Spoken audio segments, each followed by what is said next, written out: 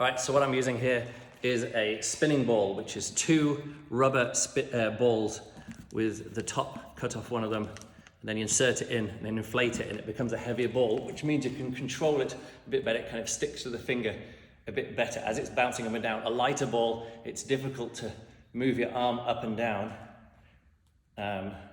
with a lighter ball because it just springs off. So the kind of a bigger, heavier ball, but that's still soft enough to be able to catch, is what it is.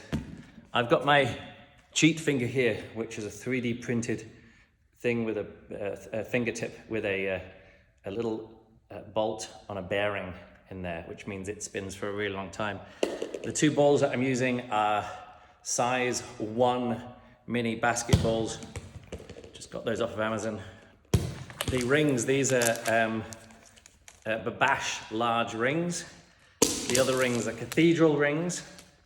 The Babash would work just as well. And these are the pedestals, the mouth pedestal, or both of them have a diabolo, one half of a diabolo, small diabolo, and the bearing is clamped in this sort of like bit of metal sheath, which is just, I don't know, part of an old table leg, I can't remember. And then that is ring clamped onto a piece of aluminium extrusion round. And then this is a 3D printed mouthpiece here, which I designed myself to kind of fit my mouth, printed out of a TPU material, which has got a bit of flexibility. So it means, when it's in my mouth, there's a bit of give, which is really handy for catching the ball on there without shocking my teeth.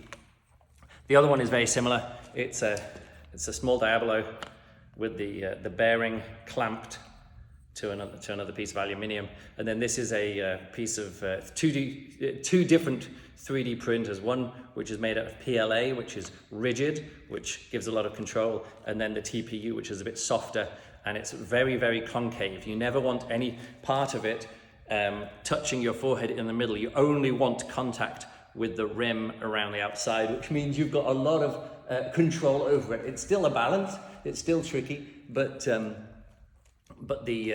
wider, well, not the wider, but like the more that you're only controlling on the left and right and front and back, or front and back point, the more control that you have over the balance.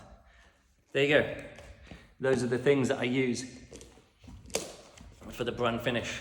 And like I say, the 3D printed fingertip with the 45-degree angled bearing is the new key, which means I can bump my body up and down and still have full control over the spinning ball while it still goes for a very long time.